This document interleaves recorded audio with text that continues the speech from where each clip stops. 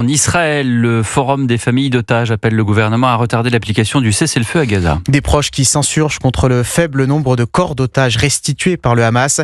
28 doivent être remis aux autorités israéliennes en vertu de l'accord conclu la semaine dernière. Mais pour le moment, seuls 9 cercueils sont arrivés.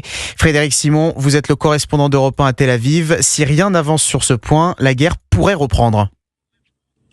Alors c'est une possibilité évoquée très clairement par le ministre de la Défense Israël Katz. Son collègue des Affaires étrangères Gideon Sa'ar a réaffirmé que le Hamas était capable de restituer à Israël d'autres corps d'otages morts en détention, mais que l'organisation terroriste choisissait sciemment de ne pas le faire. Cela dit, l'option d'une reprise des combats ne semble pas à l'ordre du jour. L'opinion publique israélienne ne considère pas que cet objectif de la restitution de l'ensemble des dépouilles justifie que des soldats risquent leur vie.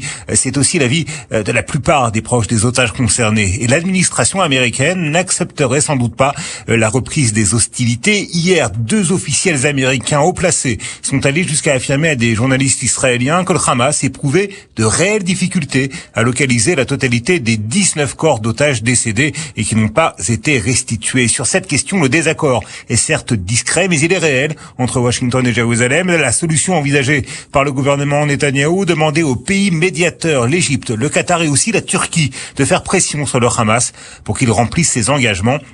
Dans les médias, Israël a renoncé aux mesures de rétorsion qu'il avait mises en œuvre contre le Hamas, notamment la fermeture du point de passage de Rafah entre la bande de Gaza et l'Égypte.